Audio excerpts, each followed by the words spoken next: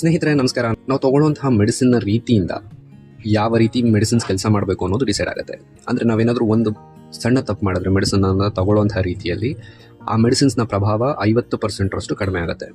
ಹಾಗಾದರೆ ಈ ಮೆಡಿಸಿನ್ಸ್ನ ಪ್ರಭಾವವನ್ನು ಹೆಚ್ಚಿಸ್ಕೊಳ್ಳೋದು ಹೇಗೆ, ನಾವು ತಗೊಳ್ಳುವಂತಹ ಮೆಡಿಸಿನ್ಸ್ನ ಕಂಪ್ಲೀಟ್ ಬೆನಿಫಿಟ್ಸ್ ನಾವು ತಗೊಳ್ಳೋದು ಹೇಗೆ ಅನ್ನೋದಕ್ಕೆ 5 ಸ್ಟೆಪ್ಪನ್ನು ಫಾಲೋ ಮಾಡಬೇಕಾಗುತ್ತೆ. ಮೊದಲನೇದು, ತಗೊಳ್ಳುವಂತಹ ಮೆಡಿಸಿನ್ಸ್ ಊಟಕ್ಕೆ ಮುಂಚೆ ತಗೋಬೇಕಾ ಅಥವಾ ಊಟ ಆದಮೇಲೆ ತಗೋಬೇಕಾ ಅನ್ನೋದನ್ನು ಡಾಕ್ಟರ್ ಅಥವಾ ನಿಮ್ಮ ಫಾರ್ಮಸಿಸ್ಟ್ ಜೊತೆಗೆ ಡಿಸ್ಕಸ್ ಮಾಡಿ ಡಿಸೈಡ್ ಮಾಡ್ಕೋಬೇಕಾಗುತ್ತೆ.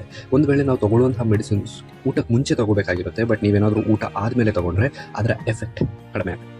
ಉದಾಹರಣೆಗೆ, ನೀವು ಗ್ಯಾಸ್ಟ್ರಿಕ್ ಮೆಡಿಕೇಷನನ್ನು ತಗೋತಾ ಇದ್ದೀರಾ ಅಂತಂದರೆ ಕೆಲವೊಂದು ಗ್ಯಾಸ್ಟ್ರಿಕ್ ಮೆಡಿಕೇಷನ್ಸ್ ನೀವು ಊಟಕ್ಕೆ ಮುಂಚೆ ತಗೋಬೇಕಾಗುತ್ತೆ. ಒಂದು ವೇಳೆ ಅದೇ ಮೆಡಿಸನನ್ನು ನೀವು ಊಟ ಆದಮೇಲೆ ತಗೋತಿದ್ದೀರಿ ಅಂದರೆ ಅದರ ಎಫೆಕ್ಟ್ 50% ಕಡಿಮೆ ಆಗಿರುತ್ತೆ. ಆ್ಯಂಟಿಬಯೋಟಿಕ್ ಊಟ ಆದಮೇಲೆ ತಗೋಬೇಕಾಗುತ್ತೆ. ಒಂದು ವೇಳೆ ನೀವೇನಾದರೂ ಊಟಕ್ಕೆ ಮುಂಚೆ ತಗೊಳ್ರಿ ಅಂತಂದರೆ ನಿಮಗೆ ಗ್ಯಾಸ್ಟ್ರಿಕ್ ಇರಿಟೇಷನ್ ಆಗುತ್ತೆ, ಅದರ ಎಫಿಷಿಯನ್ಸಿ ಮೆಡಿಸಿನ್ನ ಎಫಿಷಿಯನ್ಸಿ ಕಡಿಮೆ ಆಗುತ್ತೆ. ಸೊ ಇದನ್ನು ತಡೆಗಟ್ಟಬೇಕು ಅಂದರೆ ಊಟ ಆದಮೇಲೆ ತಗೋಬೇಕಾ ಅಥವಾ ಊಟ ಮುಂಚೆ ತಗೋಬೇಕಾ, ಇದನ್ನು ನಿಮ್ಮ ಡಾಕ್ಟರ್ನ ಜೊತೆ ಡಿಸ್ಕಸ್ ಮಾಡಿ ಡಿಸೈಡ್ ಮಾಡ್ಕೋಬೇಕಾಗುತ್ತೆ. ಎರಡನೇದು, ನೀವು ತಗೊಳ್ತಾ ಇರುವಂತಹ ಟ್ಯಾಬ್ಲೆಟನ್ನು ಯಾವುದೇ ಕಾರಣಕ್ಕೂ ಬ್ರೇಕ್ ಮಾಡುವಂತಹ ಸಾಧ್ಯತೆ ಇಲ್ಲ ಅಂಟಿಲ್ ಡಾಕ್ಟರ್ ನಿಮಗೆ ಅರ್ಧ ಟ್ಯಾಬ್ಲೆಟ್ ತೊಗೊಳ್ಳಿ ಅಥವಾ ಮುಕ್ಕಾಲು ಭಾಗ ಟ್ಯಾಬ್ಲೆಟ್ ತೊಗೊಳ್ಳಿ ಅಂತ ಹೇಳೋವರೆಗೂ. ಯಾಕೆ ಅಂದರೆ ಕೆಲವೊಂದೊಂದು ಟ್ಯಾಬ್ಲೆಟ್ಸ್ಗಳು ಅದನ್ನು ನೀವೇನಾದರೂ ಬ್ರೇಕ್ ಮಾಡಿದ್ರಿ ಅಂತಂದರೆ ಅದರಲ್ಲಿ 12 ಅವರ್ಸಲ್ಲಿ ರಿಲೀಸ್ ಆಗಬೇಕಾಗಿರುವಂತಹ ಮೆಡಿಸಿನ್ಸ್ ನಿಮಗೆ ಬರೀ 2 ಅವರ್ಸಲ್ಲಿ ರಿಲೀಸ್ ಆಗುತ್ತೆ.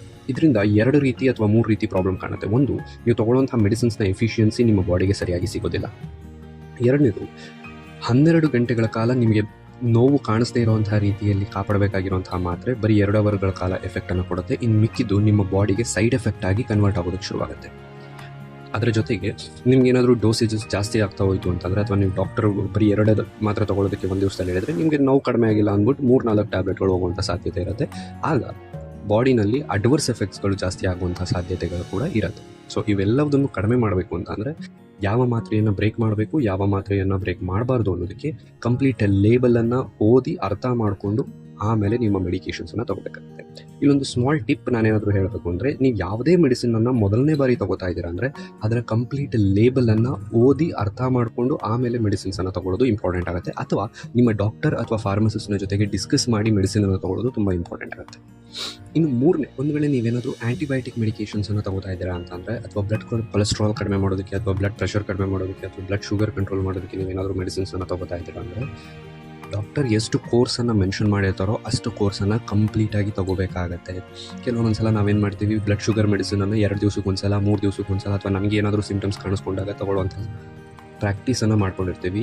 ಈಗ ಈ ರೀತಿಯ ಮೆಡಿಕೇಷನ್ಸನ್ನು ತಗೊಳ್ಳುವಂಥ ಪ್ರಾಕ್ಟೀಸ್ ನಿಮ್ಮ ಬಾಡಿಯಲ್ಲಿ ಸೈಡ್ ಎಫೆಕ್ಟನ್ನು ಕೊಡೋದಕ್ಕೆ ಶುರು ಮಾಡುತ್ತೆ ಹೊರತು ಅದರಿಂದ ಯಾವುದೇ ಕಾರಣಕ್ಕೂ ಬೆನಿಫಿಟ್ ನಿಮಗೆ ಸಿಗೋದಿಲ್ಲ. ಕೆಲವೊಂದೊಂದು ಮೆಡಿಕೇಷನ್ಸ್ ಅಂದರೆ ಆ್ಯಂಟಿಬಯೋಟಿಕ್ ನೀವೇನಾದರೂ ತಗೋಬೇಕಾಗಿರೋಷ್ಟು ತೊಗೊಂಡಿಲ್ಲ ಅಂತ ಅಂದರೆ ನಿಮ್ಮ ಬಾಡಿಯಲ್ಲಿ ಆ ಬ್ಯಾಕ್ಟೀರಿಯಾ ಮತ್ತೆ ಬರುವಂತಹ ಚಾನ್ಸಸ್ ಇರುತ್ತೆ. ಒಂದು ವೇಳೆ ಬಂದಾದಮೇಲೆ ಸೇಮ್ ಮೆಡಿಕೇಷನ್ ಕೆಲಸ ಮಾಡದೇ ಇರುವಂತಹ ಸಾಧ್ಯತೆಗಳು ಕೂಡ ಇರುತ್ತೆ. ಸೊ ನಾವಿದನ್ನು ಆ್ಯಂಟಿಬಯೋಟಿಕ್ ರೆಸಿಸ್ಟೆನ್ಸ್ ಅಂತ ಕರಿತೀವಿ. ಸೊ ಈ ಸಮಸ್ಯೆ ಆಗಬಾರ್ದು ಅಂತ ಅಂದರೆ ಒಂದು ಕಂಪ್ಲೀಟ್ ಕೋರ್ಸ್ ಏನಿರುತ್ತೆ ಆ್ಯಂಟಿಬಯೋಟಿಕ್ ಅದನ್ನು ಕಂಪ್ಲೀಟ್ ಮಾಡಬೇಕಾಗುತ್ತೆ. ಜೊತೆಗೆ 4ನೇ ಪಾಯಿಂಟ್ ಏನಪ್ಪ, ನೀವು ಯಾವ ರೀತಿ ಅಥವಾ ಯಾವುದರ ಜೊತೆ ಮೆಡಿಸಿನನ್ನು ತಗೋಬೇಕು ಅನ್ನೋದು ಮುಂಚೆನೇ ಡಿಸೈಡ್ ಮಾಡಬೇಕಾಗುತ್ತೆ ನಿಮ್ಮ ಡಾಕ್ಟರ್ ಜೊತೆಗೆ. ಒಂದು ವೇಳೆ for example vitamin D tablet ಅಥವಾ ಐರನ್ ಟ್ಯಾಬ್ಲೆಟ್ ಏನಾದರೂ ತಗೋಬೇಕಾಗುತ್ತೆ ಅಂತಂದರೆ ಅದನ್ನು ಹೆವಿ ಮೀಲ್ಸ್ ಜೊತೆಗೆ ತೊಗೋಬೇಕಾಗುತ್ತೆ. ವೈಟಮಿನ್ ಡಿ ಟ್ಯಾಬ್ಲೆಟ್ ನೀವು ಬೆಳಗ್ಗೆ ತೊಗೋತೀರಾ, ಅದನ್ನು ಹಾಲಿನ ಜೊತೆಗೋ ಅಥವಾ ಮೊಸರು ಜೊತೆಗೋ ಅಥವಾ ಏನಾದರೂ ಚಿಕ್ಕ ಪುಟ್ಟ ಫ್ಯಾಟ್ಸ್ನ ಜೊತೆಗೆ ತೊಗೊಂಡ್ರಿ ಅಂತಂದರೆ ಅದರ ಅಬ್ಸಾರ್ಪ್ಷನ್ ಜಾಸ್ತಿ ಇರುತ್ತೆ. ಒಂದು ವೇಳೆ ನೀವು ನೀರಿನ ಜೊತೆಗೆ ತೊಗೊಂಡ್ರಿ ಅಂತ ಅದರ ಅಬ್ಸಾರ್ಪ್ಷನ್ ನಿಮ್ಮ ಬಾಡಿಯಲ್ಲಿ ಆ ವೈಟಮಿನ್ ಡಿ ಅಬ್ಸಾರ್ಪ್ಷನ್ ಕಡಿಮೆ ಆಗುತ್ತೆ. ಹಾಗೆ ಒಂದು ವೇಳೆ ನೀವು ಕೊಲೆಸ್ಟ್ರಾಲ್ ಮೆಡಿಕೇಷನ್ಸನ್ನು ಅಥವಾ ಬ್ಲಡ್ ಪ್ರೆಷರ್ ಮೆಡಿಕೇಷನ್ ತಗೋತಾ ಇದ್ದೀರಾ ಅಂತಂದರೆ ಕೆಲವೊಂದು ಮೆಡಿಕೇಷನ್ಸ್ಗಳು ಗ್ರೇಪ್ ಜ್ಯೂಸ್ ಅಂದರೆ ದ್ರಾಕ್ಷಿ ಜ್ಯೂಸ್ನ ಜೊತೆಗೆ ತೊಗೋಬಾರ್ದು. ಇದನ್ನು ಡಾಕ್ಟರ್ ನಿಮಗೆ ಮುಂಚೆನೇ ಹೇಳಿರಬೇಕು. ಯಾಕೆ ಅಂದರೆ ಒಂದು ವೇಳೆ ನೀವು ದ್ರಾಕ್ಷಿ ಹಣ್ಣಿನ ಜ್ಯೂಸಿನ ಜೊತೆಗೆ ಏನಾದರೂ ಕೊಲೆಸ್ಟ್ರಾಲ್ ಮೆಡಿಕೇಷನ್ಸನ್ನು ತಗೋತು ಅಂತ ಅಂದರೆ, ಅದು ಕೆಲವೊಂದೊಂದು ಕೊಲೆಸ್ಟ್ರಾಲ್ ಮೆಡಿಕೇಷನ್ಸನ್ನು ತಗೋತು ಅಂತ ಅಂದರೆ ಆ ಮೆಡಿಸಿನ್ನಿಂದ ನಿಮಗೆ ಯಾವುದೇ ಬೆನಿಫಿಟ್ಗಳು ಸಿಗದೇ ಇರುವಂತಹ ಸಾಧ್ಯತೆಗಳು ಕೂಡ ಹೆಚ್ಚಾಗಿ ಇರುತ್ತೆ. ಸೊ ಇದನ್ನು ಕಂಟ್ರೋಲ್ ಮಾಡಬೇಕು ಅಂತ ಅಂದರೆ ನೀವು ಮೆಡಿಸಿನನ್ನು ಯಾವುದರ ಜೊತೆಗೆ ತಗೋಬೇಕು ಅನ್ನೋದನ್ನು ಡಿಸೈಡ್ ಮಾಡ್ಕೊಳ್ಳೇಬೇಕಾಗುತ್ತೆ. ಇನ್ನು ಕೊನೆ ಪ್ರಾಪರ್ ಸ್ಟೋರೇಜನ್ನು ಮೇಂಟೈನ್ ಮಾಡಬೇಕಾಗುತ್ತೆ. ಒಂದು ವೇಳೆ ನೀವು ತಗೊಳ್ತಾ ಇರುವಂತಹ ವೈಟಮಿನ್ ಡಿ ಟ್ಯಾಬ್ಲೆಟ್ನ ಮೇಲೆ ಸೂರ್ಯನ ಕಿರಣ ಬಿದ್ದು ಅಥವಾ ಐರನ್ನ ಟ್ಯಾಬ್ಲೆಟ್ ಮೇಲೆ ನಿಮಗೆ ಸೂರ್ಯನ ಕಿರಣ ಜಾಸ್ತಿ ಬೀಳ್ತಾ ಇತ್ತು ಅಂದರೆ ಅದರ ಮೆಡಿಕೇಷನ್ಸ್ನ ಎಫೆಕ್ಟ್ ನಿಮಗೆ ಉಲ್ಟಾ ಸಿಗೋದಕ್ಕೆ ಶುರುವಾಗುತ್ತೆ. ಅಂದರೆ ಅಡ್ವರ್ಸ್ ಎಫೆಕ್ಟ್ ಅಥವಾ ಸೈಡ್ ಎಫೆಕ್ಟ್ಗಳು ಜಾಸ್ತಿ ಆಗೋದಕ್ಕೆ ಶುರುವಾಗುತ್ತೆ. ಸೊ ಪ್ರಾಪರ್ ಸ್ಟೋರೇಜ್ ಕಂಡೀಷನ್ ತುಂಬ ಇಂಪಾರ್ಟೆಂಟ್ ಆಗುತ್ತೆ. ಇದರ ಇನ್ಫಾರ್ಮೇಷನ್ ಎಲ್ಲಿ ಸಿಗುತ್ತೆ, ನಿಮಗೆ ಟ್ಯಾಬ್ಲೆಟ್ನಲ್ಲಿ ಅಥವಾ ಬಾಕ್ಸ್ನ ಮೇಲೆ ಬರೆದಿರ್ತಾರೆ ಇದರ ಸ್ಟೋರೇಜ್ ಕಂಡೀಷನ್. ಅದನ್ನು ಓದಿ ಅರ್ಥ ಮಾಡಿಕೊಂಡು ಅದರ ಪ್ರಕಾರನೇ ಮೆಡಿಸಿನ್ಸನ್ನು ಸ್ಟೋರ್ ಮಾಡಬೇಕಾಗತ್ತೆ. ಸ್ನೇಹಿತರೆ, ನಾನೀಗ ಹೇಳಿದಂಥ ಆ 5 ಸ್ಟೆಪ್ಗಳನ್ನು ಫಾಲೋ ಮಾಡಿದ್ದೇ ಆಯಿತು ಅಂದರೆ ನಿಮಗೆ ಆ ಮೆಡಿಸಿನ್ಸ್ನ ಮ್ಯಾಕ್ಸಿಮಮ್ ಬೆನಿಫಿಟ್ ಸಿಗುತ್ತೆ, ಜೊತೆಗೆ ಸೈಡ್ ಎಫೆಕ್ಟ್ಗಳು ಬರೋದು ಕೂಡ ಕಡಿಮೆ ಆಗುತ್ತೆ.